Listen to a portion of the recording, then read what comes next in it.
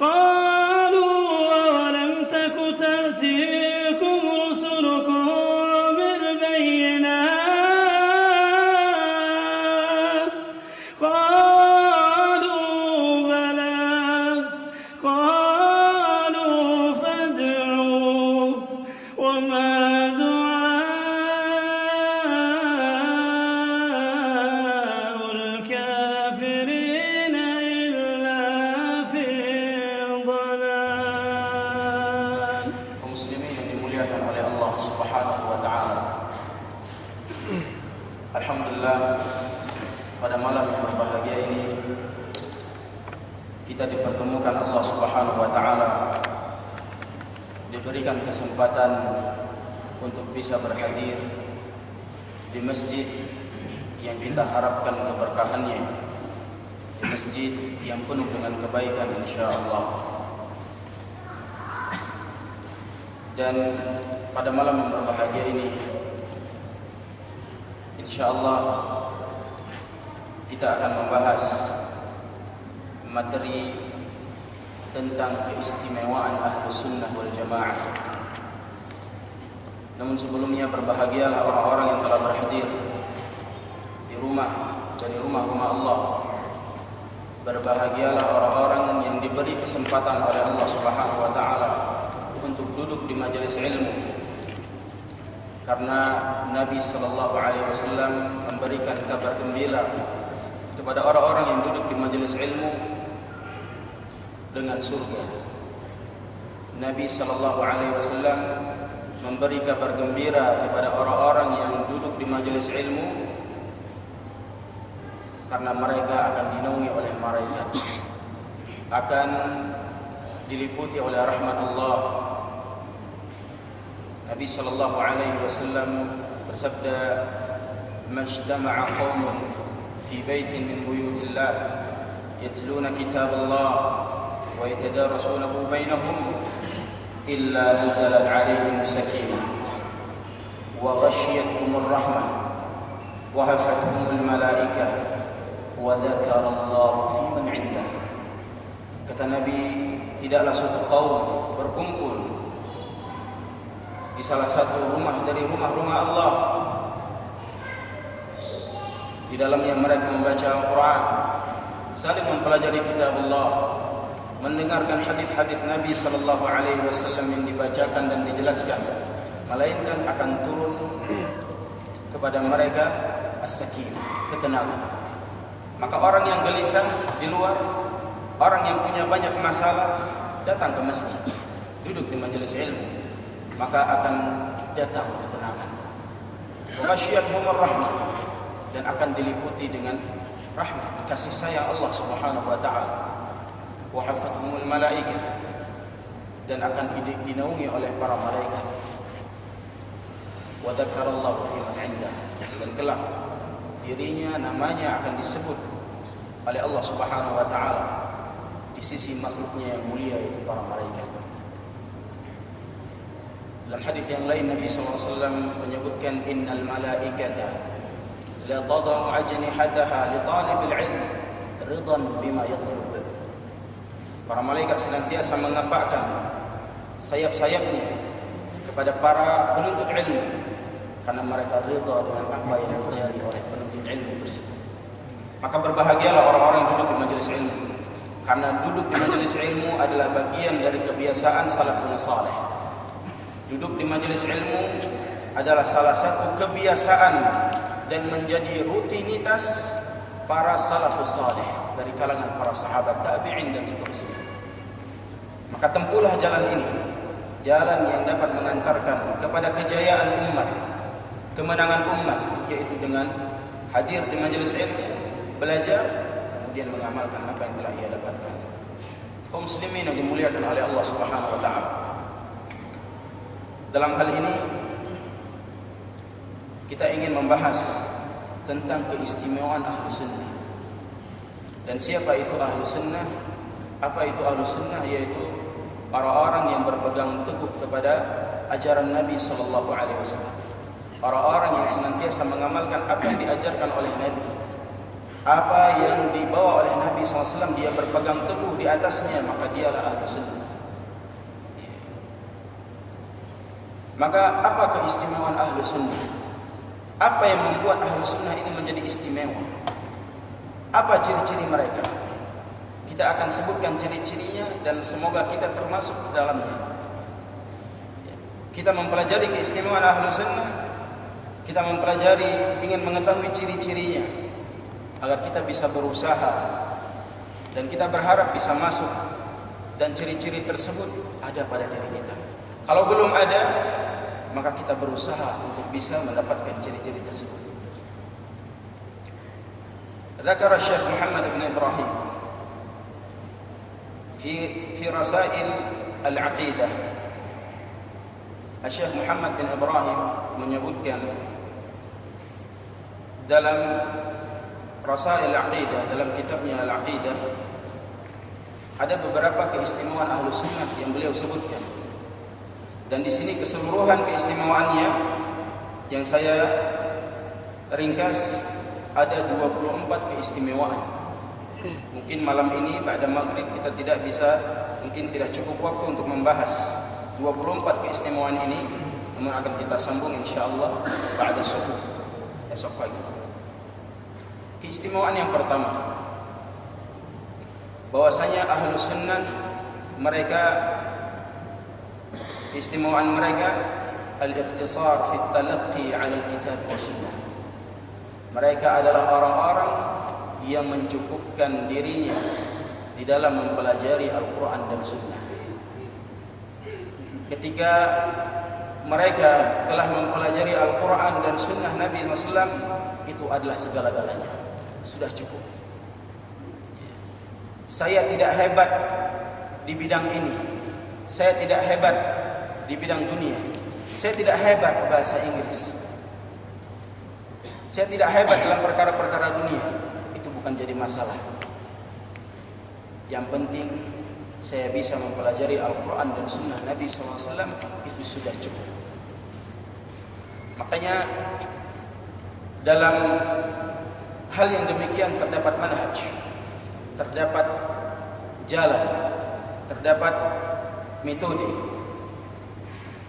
yang disebutkan oleh para ulama. Apa itu? Taqdimul aham minal muhim. Mengedepankan yang paling penting dari yang penting. Mengedepankan yang paling penting dari yang penting. Mengedepankan sesuatu yang paling penting. Dalam permasalahan-permasalahan dunia banyak yang penting dan harus kita ketahui. Tapi ada lagi yang lebih penting dari itu, yaitu mempelajari Al-Quran dan Sunnah Nabi SAW. Apakah kita telah berjuang? Apakah kita telah mengeluarkan kemampuan kita seluruhnya, usaha kita, pengorbanan kita di dalam mempelajari Al-Quran dan Sunnah Nabi SAW dan mengamalkannya, agar kita termasuk dari kalangan orang-orang ahli sunnah ini. Maka bagi para orang tua, bagi para bapak, bagi para ibu, maka berilah porsi tentang pelajaran agama kepada anak-anaknya lebih banyak daripada porsi duniawinya. Kalau kita melihat para salafun salih, bagaimana mereka mendidik anak, siapa yang pertama kali mengajarkan Al-Quran kepada mereka? Bapaknya. Siapa yang pertama kali mengajarkan Al-Quran kepada mereka, mengajarkan hadis? Ibunya, atau kakeknya, atau paman-pamannya dari pihak keluarganya. Mereka memberikan porsi agama yang banyak, sehingga lahirlah para sahabat, lahirlah para tabi'in, lahirlah orang-orang yang kokoh, mencukupkan diri. Dalam artian hal-hal yang lain juga dipelajari dan terus digali, namun utamakan yang paling penting. Kemudian keistimewaan kedua dari ahlu sunnah, at-taslim li nusus syar'i wa fahimaha ala muqtada manhaj salaf. Keistimewaan kedua dari ahlu sunnah, mereka itu senantiasa menerima dalil-dalil dari Al-Quran dan Sunnah, ketika datang nasihat, ketika datang masukan, bahwasanya yang benar itu praktek amalannya seperti ini. Ini dalilnya dari Al-Quran, ini dalilnya dari hadis. Ya, dia menerima dan memahaminya sesuai dengan pemahaman para salafus saleh. Jadi mengikuti Al-Quran dan Sunnah juga harus mengikuti pemahaman yang benar. Karena kita yakin semua orang akan mengatakan mereka mengikuti Al-Quran dan Sunnah. Tapi masalahnya mengikuti Al-Quran dan Sunnah di atas pemahaman siapa? Di atas pemahaman gurunya, di atas pemahaman dia sendiri, atau di atas pemahaman kebiasaan. Maka ini harus dicek, pemahamannya sesuai enggak dengan pemahaman Ibnu Abbas, pemahamannya sesuai enggak dengan pemahaman Ibnu Mas'ud, pemahamannya sesuai tidak dengan pemahaman para salafus saleh. Kalau sesuai maka diambil, kalau tidak sesuai maka pemahaman tersebut dicampakkan, karena akan menyesatkan manusia ketika dia menyelisihi jalan yang telah diajarkan oleh Nabi dan para sahabatnya radhiyallahu anhum ajma'in. Maka muslimin yang dimuliakan oleh Allah Subhanahu wa taala, seorang ahli sunnah dia tidak boleh membangkang terhadap apa yang telah ia lihat daripada Al-Quran, apa yang telah ia lihat daripada hadis-hadis Nabi sallallahu alaihi wasallam. Setelah datang suatu dalil, dia tidak boleh mencari jalan yang lain. Tidak boleh mencari jalan-jalan yang lain untuk mendukung amalan-amalan yang pada dasarnya adalah menyelisihi Al-Quran dan Sunnah. Ketika datang petunjuk, ketika datang penjelasan dari Al-Quran dan Sunnah, maka dia menerimanya, tidak menolak. Tidak ada seorang ahlu sunnah itu yang mengatakan ketika sudah datang dalil, dia mengatakan, oh ini tidak sesuai dengan kebiasaan masyarakat, oh ini tidak sesuai dengan kebiasaan kami, oh ini tidak sesuai dengan kebiasaan nenek moyang kami. Tidak. Ahlu sunnah ketika mendapatkan dalil, mendapatkan ilmu, pemahaman yang baik dari Al-Quran dan Sunnah ala fahmi salaf, dia terima, dia jalankan, walaupun dia akan dijauhi oleh orang, walaupun dia akan dicemooh, walaupun dia akan dibilang orang yang kuno, orang yang tidak mau ikut masyarakat ramai. Karena kita tidak akan ditanya oleh Allah Subhanahu wa taala, kenapa engkau tidak mengikuti kebiasaan masyarakat? Kenapa engkau tidak mengikuti orang banyak? Kenapa engkau tidak mengikuti tradisi orang tuamu, tradisi nenek moyangmu? Kenapa engkau tinggalkan? Kenapa engkau tidak ikuti? Kita tidak akan ditanya, tapi kita akan ditanya, kenapa engkau menyelisihi Rasulullah sallallahu alaihi wasallam? Kita akan ditanya. Makanya termasuk pembangkangan kepada Allah Subhanahu wa taala dan Rasulnya ketika dia menolak dalil-dalil syar'i. Allah Subhanahu wa taala berfirman, "Wa man yushaqiqir rasul min ba'di ma tabayyana lahul huda wa yattabi' ghayra sabilil mu'minin nuwallihi ma tawalla wa nuslihi jahannam wa sa'at masira." Barang siapa yang menentang Rasul, tidak mau menerima hadis-hadisnya yang sahih, wa yattabi' ghayra sabilil mu'minin, dan dia mengikuti jalan selain jalannya kaum mukminin, yaitu selain jalannya para sahabat Nabi radhiyallahu anhum ajma'in, kami akan palingkan dia, kami akan biarkan ia, wa nuslihi jahannam, dan kami akan masukkan dia ke dalam neraka jahannam. Dan neraka jahannam itu tempat kembali yang paling buruk. Maka ahlu sunnah dia menerima dalil-dalil yang syar'i, dia tidak membangkang. Tidak ada ahlu sunnah itu ketika datang dalil dari Al-Quran dan Sunnah kemudian dia mengatakan tunggu, kita analisa dulu, tunggu kita lihat dulu sesuai enggak. Tidak, langsung dia taat, sami'na wa ata'na, dia mendengar dan dia langsung mentaatinya. Ini ahlu sunnah. Maka apakah ciri-ciri keistimewaan ini ada pada diri kita? Kita bisa bercermin. Yang ketiga, kata Syekh Muhammad Ibrahim, keistimewaan ahlu sunnah al-ittiba' wa tarkul ibtida' bi khilaf al-mubtadi'ah. Keistimewaan ahlu sunnah, mereka senantiasa mengikuti jalannya Nabi dan para salaf jalannya Nabi dan para sahabat, dan mereka meninggalkan segala bentuk kebid'ahan. Mereka meninggalkan segala hal-hal yang baru yang dibuat-buat dalam agama. Ini ahli sunnah. Dia mencari, tidak mau dia asal-asalan dalam beramal, tidak, tapi dia mencari mana yang benar, mana yang sesuai dengan sunnah, amalkan. Wa tarkul ibtida', dan meninggalkan segala macam kebid'ahan. Dan dalam permasalahan ini perlu diketahui, dalam bid'ah membid'ahkan tidak sembarangan. Ada dhawabitnya, ada aturannya. Jangan semua dikatakan bid'ah, tapi harus tahu definisi bid'ah. Apa batasan-batasannya? Jangan gampang di dalam membid'ahkan. Ini juga perlu kehati-hatian.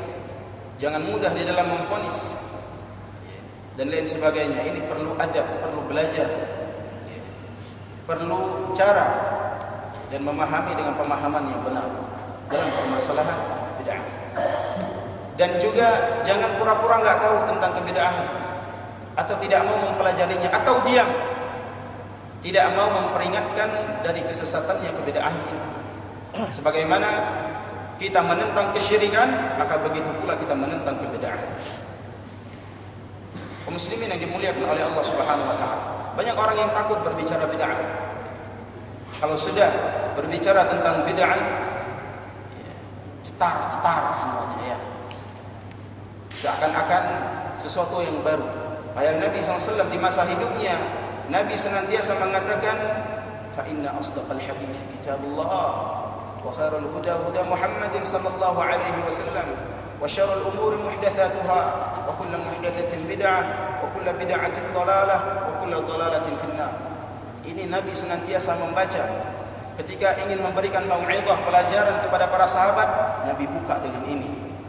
Padahal di masa Nabi SAW belum ada bid'ah.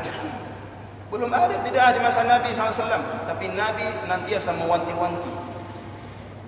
Kata Nabi SAW, taraktukum ala mithlil bayda layluha kanahariha la yazighu anha illa halik. Aku tinggalkan ajaran ini, aku tinggalkan agama ini, ajaran sunnah ini, ajaran Islam ini,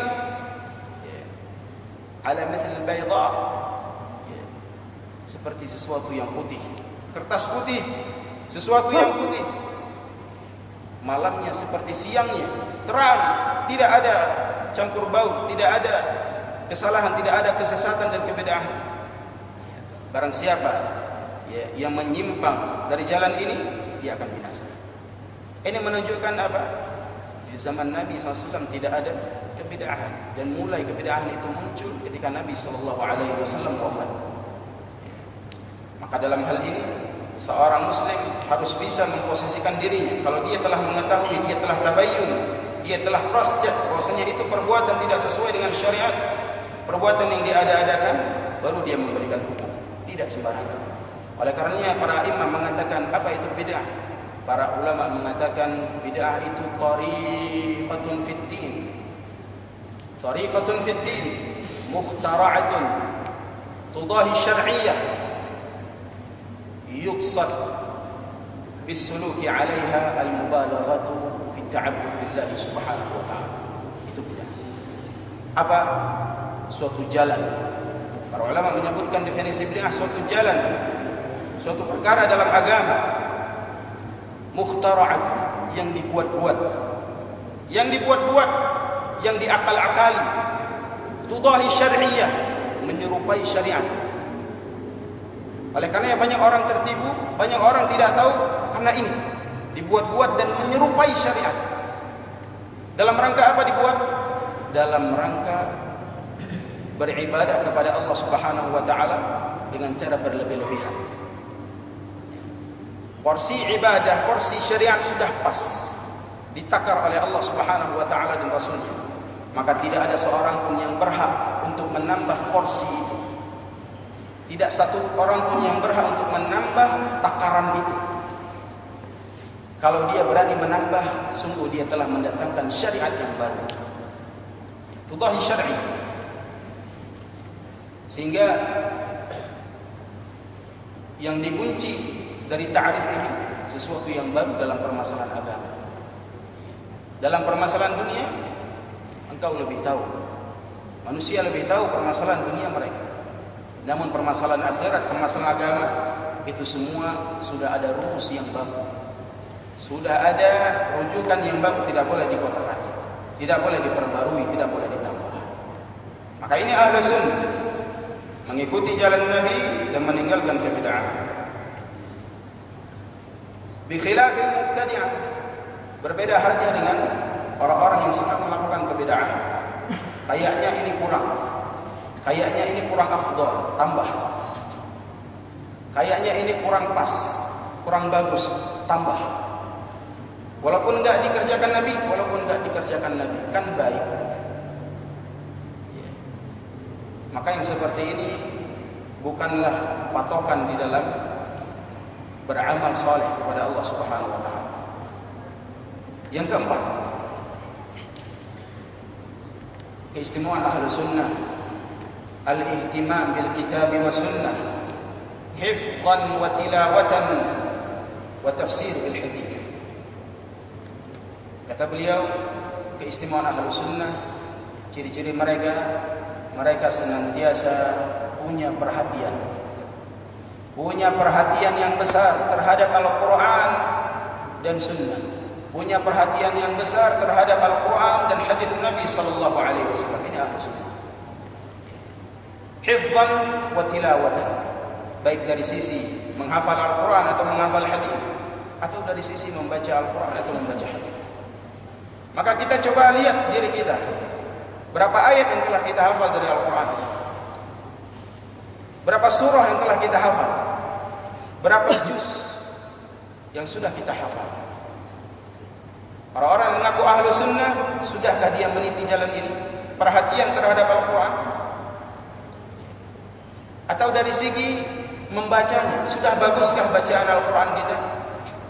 Jangan seorang itu berkor-kor, kami Ahlus Sunnah, kami di atas kebenaran, tapi baca Quran nggak bisa, tapi nggak ada hafalan Qurannya. Ini nggak benar yang seperti ini. Kami Ahlus Sunnah tapi nggak tahu hadis Nabi, atau bahkan menentang hadis Nabi Sallallahu Alaihi Wasallam dan lebih mengedepankan akalnya. Banyak orang yang demikian, lebih mengedepankan akalnya. Padahal dalam kaidah disebutkan idza warada al-athar batala al-aql. Idza warada al-athar batala al-aql. Kalau sudah datang dalilnya, atharnya sudah datang, batala al-aql. Dibuang semua akal ini, dibuang, terbatalkan semua, terbantahkan. Maka Ahlus Sunnah dia ihtimam terhadap Al-Quran dari segi membacanya. Maka Ahlus Sunnah harus rajin belajar Al-Quran, baik yang muda maupun yang tua. Tidak ada kata terlambat di dalam belajar. Apakah sudah bagus bacaan kita sebagaimana yang dibaca oleh Nabi Sallallahu Alaihi Wasallam? Apakah bacaan Al-Quran kita sudah standar, sesuai dengan standar tajwidnya? Atau hafalan kita semakin hari bertambah, atau tidak satu pun yang dihafal? Maka Ahlus Sunnah punya perhatian terhadap yang demikian. Jangan sampai gayanya sudah oke, gayanya sudah, penampilannya sudah mantap, mengikuti sunnah, tapi ilmu tentang Al-Quran, ilmu tentang hadisnya nol, tidak ada. Maka ini tidak benar yang seperti ini. Ahlus Sunnah harus punya ihtimam, perhatian yang besar terhadap Al-Quran dan hadis Nabi SAW, perhatian terhadap agama. Apakah kita telah melihat pada diri-diri kita ada ciri-ciri ini, ada keistimewaan ini? Kalau ada, alhamdulillah. Kemudian selanjutnya, Ahlus Sunnah itu hum ahlus sa'i wal quwwah. Mereka itu orang-orang yang senantiasa berkorban dan mengerahkan segala kekuatan dan tenaganya untuk agama ini. Ini Ahlus Sunnah. Dia berusaha berjuang, berkorban, tidak manja, terus memperjuangkan agama Allah Subhanahu wa taala, berjuang dan berkorban. Baik itu penuntut ilmunya atau para da'inya. Penuntut ilmu dia harus berjuang, dia harus berkorban. Begitu juga para da'i, dia harus berjuang, dia harus berkorban. Ada penuntut ilmu yang santai-santai, tidak berjuang, tidak mengorbankan. Kalau kita melihat para salaf bagaimana mereka menuntut ilmu itu luar biasa. Bisa dibaca kisah-kisah mereka dalam kitab-kitab para ulama, bagaimana usaha mereka dalam mencari ilmu.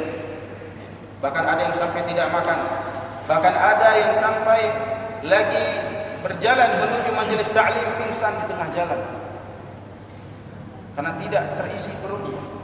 Dan perjuangan-perjuangan lain. Begitu juga para da'i harus berjuang dan harus berkorban. Jangan sampai para da'i ini karena dia sudah menjadi da'i harus dilayani, harus diberikan fasilitas yang mewah, harus dihormati, berharap orang lain harus segan kepada dia, harus takut dengannya, harus bisa memberikan apa yang dia minta. Ini bukan da'i seperti itu. Da'i itu harus berkorban, harus berjuang. Bukan da'i-da'i yang ingin memeras umat atau da'i-da'i yang ingin diangkat-angkat atau harus diberikan fasilitas yang mewah. Saya kalau ditempatkan di tempat yang seperti ini saya nggak mau. Saya kalau nggak dijemput pakai mobil mewah saya nggak mau datang. Saya kalau tidak dibelikan tiket pesawat yang kelas atas saya nggak mau berangkat. Kalau diberi tiket kelas ekonomi saya nggak mau. Kalau bayarannya tidak tinggi saya nggak mau. Ini bukan da'i. Tidak ada perjuangan di dalam dakwah. Maka ahlu sunnah dia harus lihat itu. Baik itu penuntut ilmunya atau para da'i. Lihat bagaimana para anbiya, bagaimana para nabi, bagaimana para sahabat memperjuangkan agama ini, memperjuangkan dakwah ini dengan tetesan darah, dengan keringat mereka. Mereka rela berjalan tanpa kendaraan. Mereka rela tidur beratapkan awan, berbintang dengan 1000 bintang. Itu mereka, perjuangan, pengorbanan. Maka seorang penuntut ilmu janganlah menjadi penuntut ilmu yang ingin balas dendam nanti ketika menjadi da'i. Oh, saya dulu nuntut ilmu sudah susah, saya banyak keluar uang, perjuangan luar biasa, menghafal luar biasa. Kalau udah jadi ustaz harus enak lah, harus dilayani, harus difasilitasi. Tidak. Engkau menuntut ilmu dalam keadaan berat, maka dalam keadaan berdakwah jauh lebih berat dan engkau harus siap. Ini ahlu sunnah. Perhatikan. Kemudian ahlu sunnah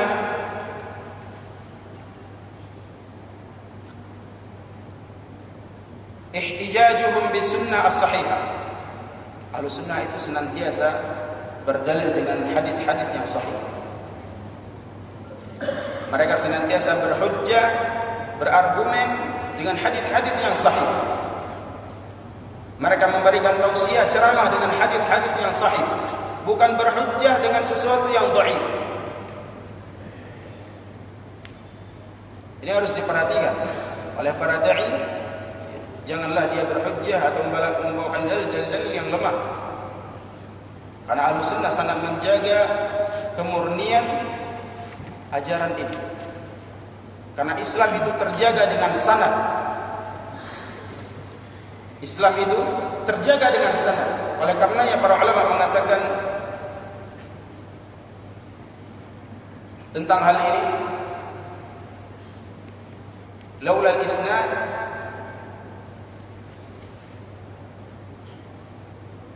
faqala man syaa'a man yasha'.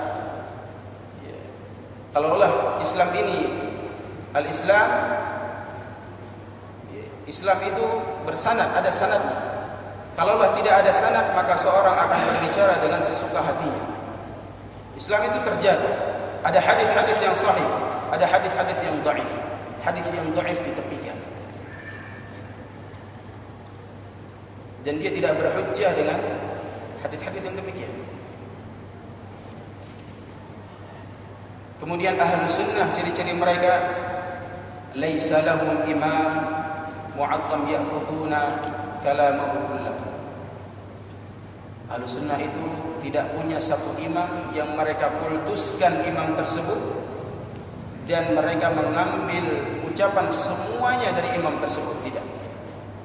Tidak ada dalam akidah Ahlussunnah wal Jamaah dan prinsip Ahlussunnah wal Jamaah mereka mengkultuskan satu imam dan mengambil seluruh perkataannya dan menolak perkataan yang lain. Ini tidak ada, kecuali Rasulullah sallallahu alaihi wasallam. Tidak ada satu imam pun yang mereka kultuskan, yang mereka ambil semua ucapannya, kecuali Nabi sallallahu alaihi wasallam. Tidak boleh seorang itu mengkultuskan suatu imam dan mengatakan semua kebenaran ada di pihaknya, tidak. Karena pihak yang benar itu ucapan yang benar semuanya dari Nabi sallallahu alaihi wasallam. Hanya Nabi yang benar, yang maksum dari kesalahan. Oleh karena Imam Malik mengatakan kullu qawlin yurad wa yuqbal illa sahib hadzal qabr. Setiap ucapan bisa ditolak dan bisa diterima kecuali penghuni kuburan ini, yaitu Rasulullah sallallahu alaihi wasallam. Muslimin yang dimuliakan oleh Allah Subhanahu wa taala.